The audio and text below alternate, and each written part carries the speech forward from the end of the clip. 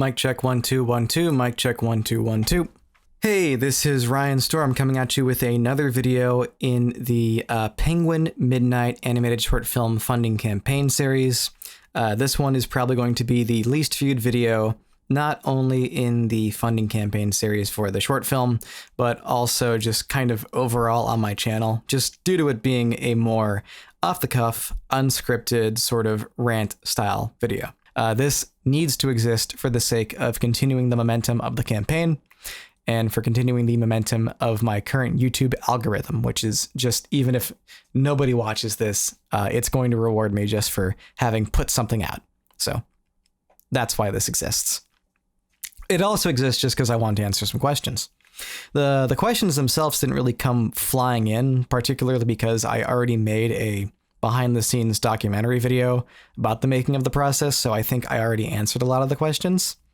And then also, in addition to that, I think a lot of people just didn't really have many questions or weren't that interested in asking many questions. So there's only like a handful, and I'll do my best to answer them all as best I can here for this video. For those curious, this is for the Penguin Midnight animated short film. That is what is on screen right now, is something of a work in progress speed drawing or speed animation of one of the sections of the short film. It is a 25-minute animated short film. Being very repetitive with my speaking, it is a 25-minute animated short film that is very, very, very close to being done as of right now. There's only really about 8 minutes left that need to be like animated, and I think another 10 that need things like color compositing and backgrounds. And that is as of about 9 months of work on the entire thing, with 10 minutes done and another, let's say 18 to go, but 10 minutes of that 18 can be finished very quickly. And I do have help working on those other 10 minutes to make sure they do get done.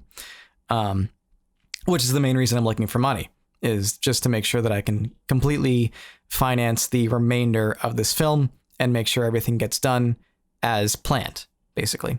So, without further ado, I will jump into questions. If you are interested in financing the campaign, please check out the Kickstarter campaign, and I'll plug that again at the end of the video.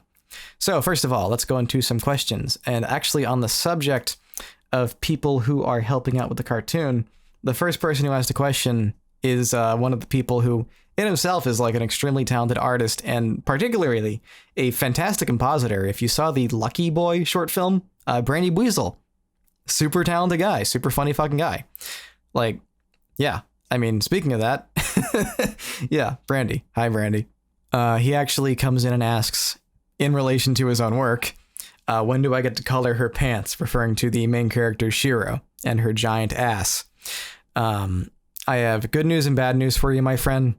The bad news is that most of the scenes with her pants are kind of done as of right now, so there isn't a very high likelihood you will be able to color her pants. But the good news is that you might be able to color what's under them.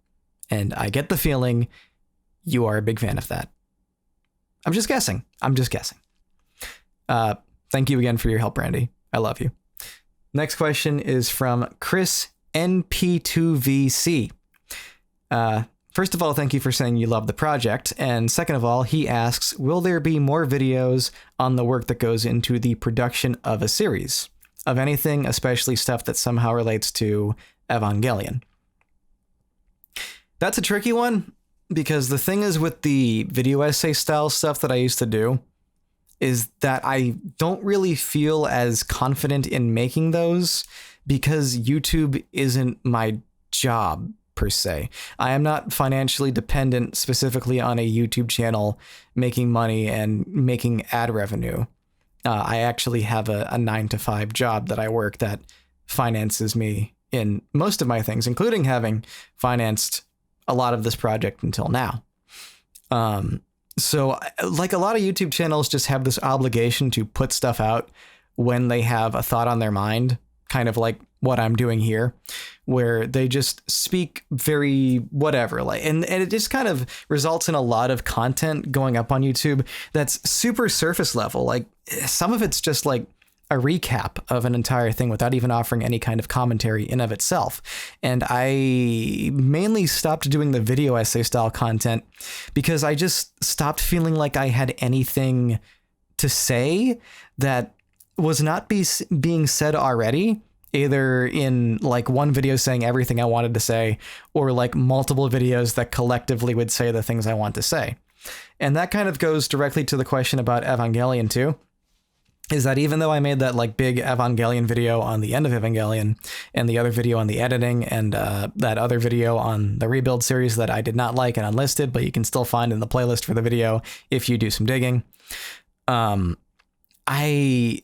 definitely do have a lot to say about Evangelion. Like even to this day, it's still one of my favorite things and one of my favorite series overall.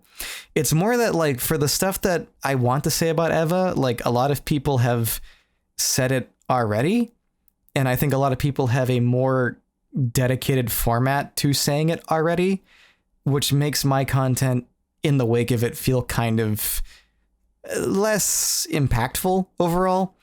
And I think the bigger problem with this is that what I'm trying to do isn't so much to create a series of things that come out for the sake of coming out. I'm trying to create things that actually mean something to me.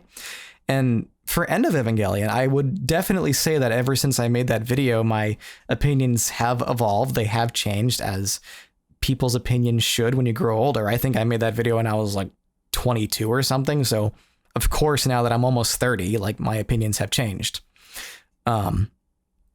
But I forget where I was going with that. The point is there is not really much of a need for me to make any more videos about Eva because other people have said what I'd like to say. And also I said a lot of the things I wanted to say already. I could really go into like very small idiosyncratic details with the series, but that isn't really something I want to do because I just feel like that would be just a creation of slop. And if I create things that are passionless slop, I will feel unfulfilled and I will not feel any level of commitment to the product. I did write a very, very massive script about the original Star Wars, A New Hope, now known as. And that was kind of a defense piece for George Lucas overall, actually. Like, it's really going into the artistic qualities of that movie.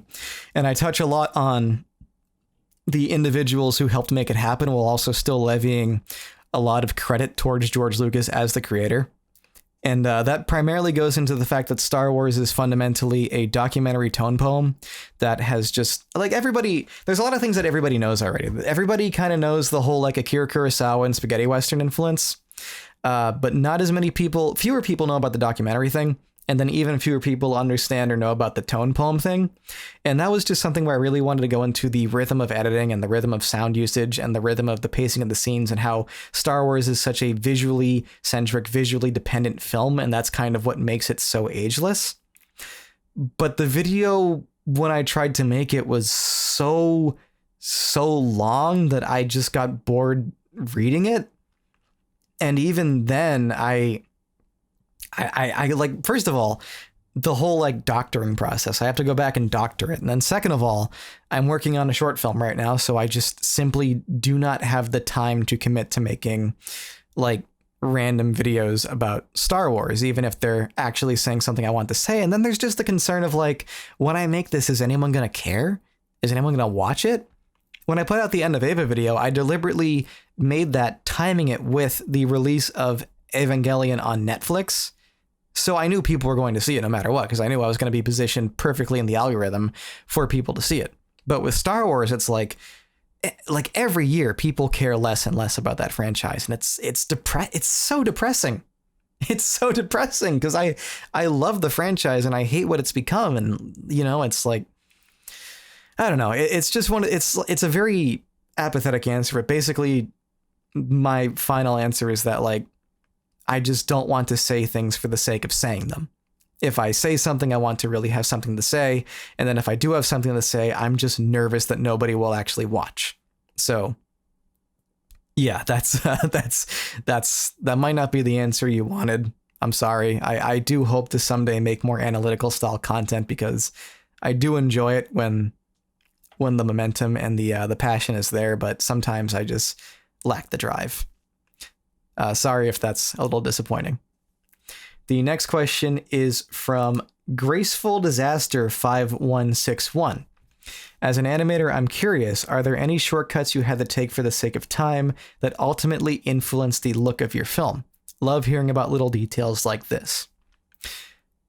That's an interesting one. I think the thing is, I haven't actually taken many shortcuts that were so influential on the overall film. The biggest one would probably just be one that I've always sort of done, is like my reliance on sound. I'm very, very dependent on sound to carry a lot of the weight of the story, whether that be for the sound effects like Foley audio, or even just like funny little accenting sound effects, or like small things like actually, let me get back to that real quick. One of the things I want to talk about more specifically to the animation before I get into like some of the other more like superfluous stuff is just blinking. Like, one of the most basic things you can have your characters do that just humanizes them so much and takes so little effort to add is just figuring out the correct timing to have them blink. And that's just like having a separate layer for the eyes opening and shutting. That's it. And the thing is that human beings blink all the time. We never think about it. We just do it. It's just something so second nature to us. And by proxy, it is something that is like, when you're making an animated character and you want them to feel human, they should blink. Now, that's not a very exciting answer, because the most exciting parts of the animation are typically the things where the acting gets very crazy or the acting gets very exciting, like the action scenes or the really zany, like slapstick gag scenes. But this is a very dialogue-centric, dramatic short film that does have some goofy moments with animations where it can get very bouncy, but otherwise the things that really carry it are small touches that make things feel more real. And one of those big things is just making sure the timing of the character's blinks feels natural and looks natural and is timed in a way that complements periods of silence or a lack of movement, basically. Like think about how in like Halo 1 you can see the characters like breathing and it's kind of exaggerated, and there's a lot of like early FPS games that do that. Blinking's the same thing. It's just like a small supplementary thing that makes things feel all the more real. Now, to go back into the sound effect thing a little bit, there's a scene in the preview actually where we hold on the back of Ken, the main character. We hold on the back of his head for a bit, and we hear the sounds of somebody running upstairs with a wheelie suitcase. We don't see that, we just hear it. And there's two reasons why we don't see it. One is the more objective reason. Animating somebody running upstairs is hard. It would be very difficult to do. The second is the emotional reason. Emotionally, it makes more sense to actually leave us in Ken's POV for that duration of time until we have the reveal with him when he turns around. So we don't need to see the maid running up the stairs. We just need to hear her coming, basically. And we can hold on Ken for that time, thus saving us both the trouble of animating, while also, by proxy, having a more emotionally satisfying payoff. The other thing that goes into that, and I will also talk about with the maid, is like right after that, there's like a thing of her breathing. And it's a very complicated design, but there's really only two poses where her whole body moves, if you pay attention and like frame by frame that. She breathes in and breathes out. And the only time I drew her whole body was like twice. There's just two frames. But it looks like it's moving a lot because there's a lot of secondary animation going on each time. There's the little puff of air coming out of her mouth, and then there's things like her hair and the little tassels on her hair or her clothing just kind of flopping each time she jerks up and down from one pose to the other. A lot of the stuff I've been doing is reliant upon the character's secondary animation in addition to the primary animation, because the secondary animation adds that sense of weight to everything that makes things feel more realistic. And the other thing is that things like easing, like drawing individual frames that ease into the key poses of animation, is what inevitably will make your cartoon look more and more like those Zelda CDI cartoons, which objectively, if we're going by the metric of like drawings per second, are not poorly animated. But if we're going off of like just animation principles and like the illusion of life look awful. They look uncanny. They do not stop moving. And that's because very small drawings are more difficult to actually ease into or make work than bigger gestural drawings would be to snap into and then just have them ease into with a little bit of secondary animation. When the maid breathes in and out, the only thing we see are the key poses and the jiggling animation, and that goes into a lot of other stuff too. A lot of other scenes just have the characters move in a very punctuated way, or the characters ease into emotion, but then like they drop in a very snappy way and their hair shakes a bit. And the hair shake adds the weight and makes it look more realistic. So that would be the biggest shortcut. So actually, that's like three things. The three things I would really list out would be A, blinking, B, know what you do and do not need to show and understand how powerful things like sound effects are, and C, secondary animation gives things a lot of weight. A lot of the weight does come from your secondary animation. You do not need to redraw the whole body. Sometimes all you have to redraw is a sleeve. I hope that answers the question pretty effectively, because kind of the main thing is that there really are not a lot of touches that went into this that are for the sake of making things easier. I'm kind of just I'm kind of just being insane about this and just like going a little too hard a lot of the time, to be honest. But yeah, final question I will ask. This one actually is a Newgrounds question, which is not specifically a question for this video. It was just something that I thought was interesting. I did answer this one on Newgrounds already, and I did answer this when I made the behind the scenes video, but it's just something that I wanted to bring up again because, actually this ties into another question. So actually, first of all, I'm gonna make this a twofer real quick.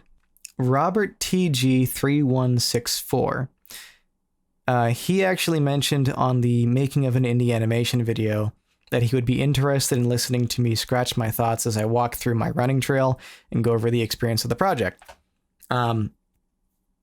Robert, that's a great question, and that would be a really cool video, but unfortunately it's November and I live in New England and I work at a 9 to 5, so most days I don't get home in time to record a walk in the woods before the sun goes down because it's November and the sun goes down at like 4 o'clock. So I don't really have time to walk in the woods. I only have time to run these days if I'm not at work. But to actually go over into the whole going over the creative experience of the project, I kind of hope that I did a little bit with Graceful Disasters question, but I do want to actually touch upon a question sent by MysteryMan198 on Newgrounds, specifically because that actually goes into the storytelling aspects of the series.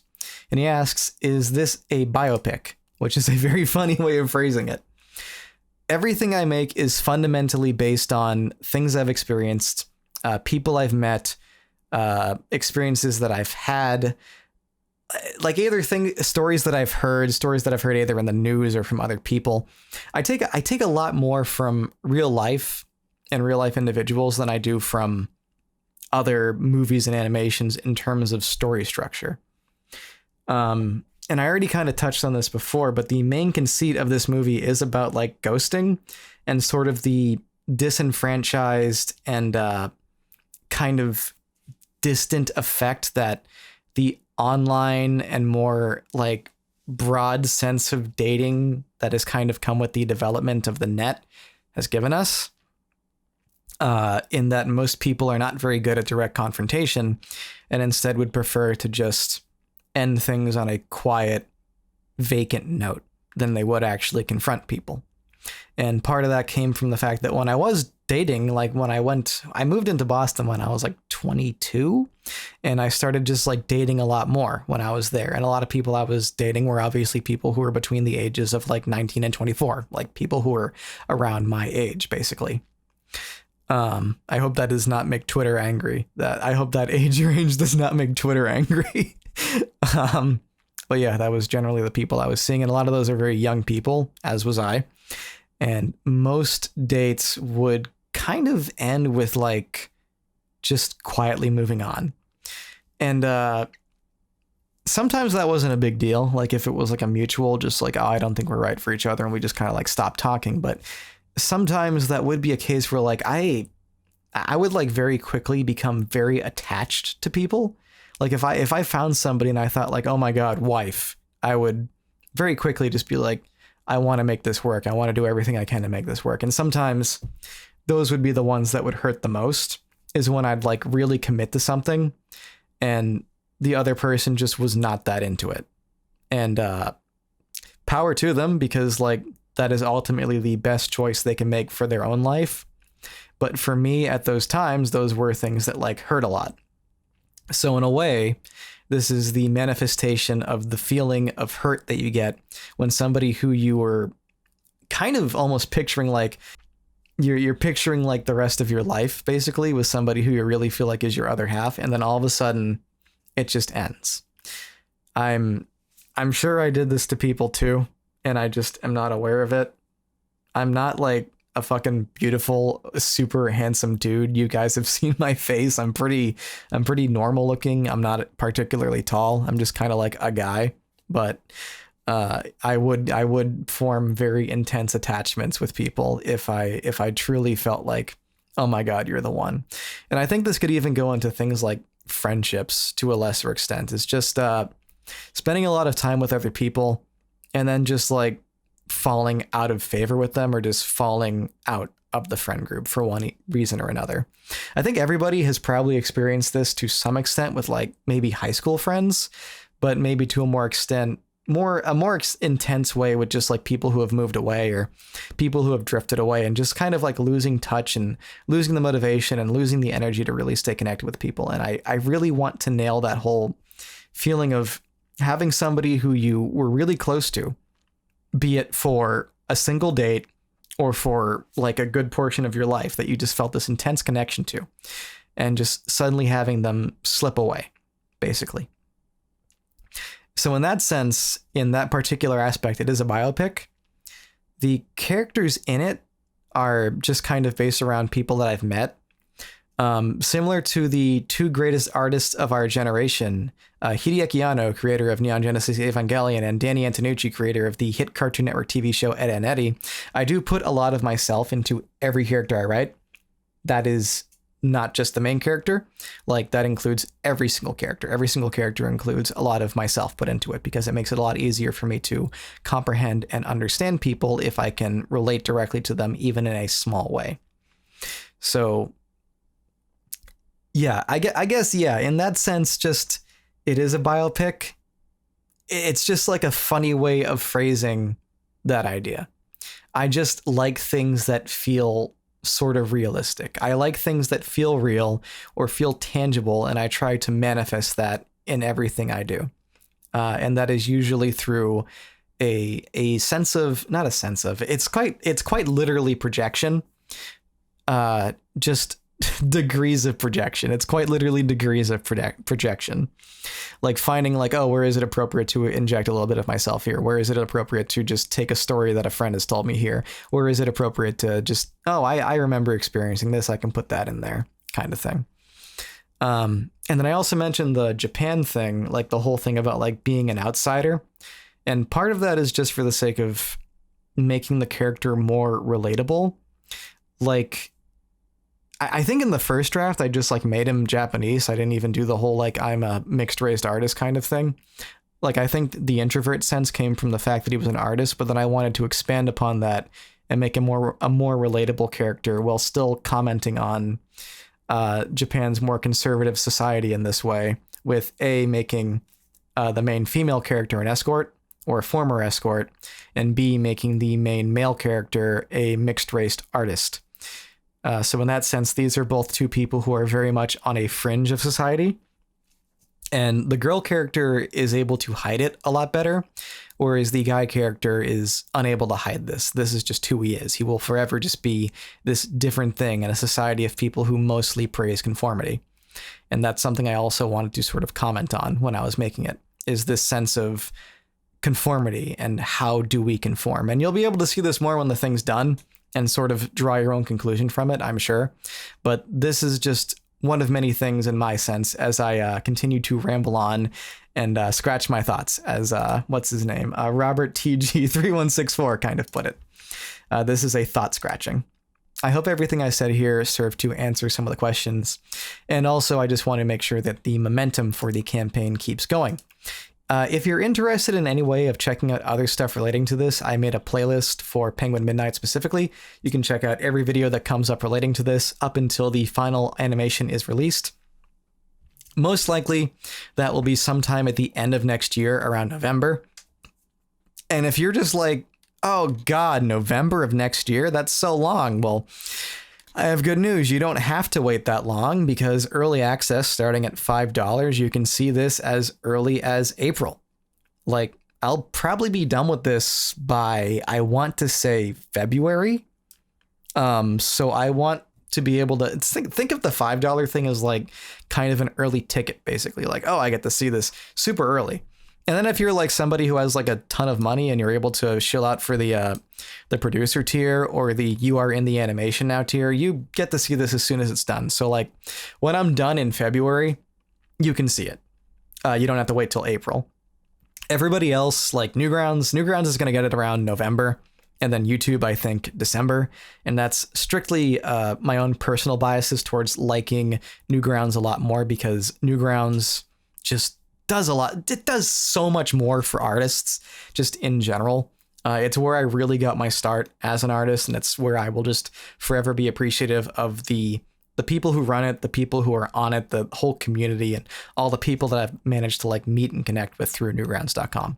Like, just infinitely such a much better website, much more artist friendly, go on, Newgrounds. Like, for real, it still exists. If you're one of those people who's like, yo, Newgrounds, it's so retro, it's still around, it's still flourishing, like, go use it. It's not like albino black sheep. It's not totally dead. The other things would just include tiers like the $10 digital production pack, which gets you the entire behind the scenes package. I think that's pretty cool, particularly because you get to see like not only the work that went into animating everything, but also the behind the scenes video of the voice acting, like all the stuff that we recorded of the voice acting process, where we had boom mics and everything just set up and like recording people in the space. And the other thing that I think I will plug is the Polaroid, because that's like a very good simple one. Is like you get first of all, you still get all the other stuff. Like, that's the thing, is that I hate the Kickstarter isn't very clear about this. Like, you kind of have to do it yourself. Every single time you pay for one thing, you get everything that is cheaper than it as well. So when you pay for the Polaroid for like $15, you're still getting the early access, and you're still getting the preview, or not the preview. You're still getting the digital asset pack, but you're also getting like a picture with like a cool drawing on it. Well, a cool drawing. Boobs are pretty cool, dude. I'm 15. You know, it's a pinup drawing, so it's gonna be like a nice, sexy drawing sent to you, basically. And yeah, I think that's about all I have to say. As of next week, something much bigger and cooler and more directly animation centric will be put up on the channel. Please look forward to that, and I hope you will consider supporting my animated short film, Penguin Midnight. Thank you very much.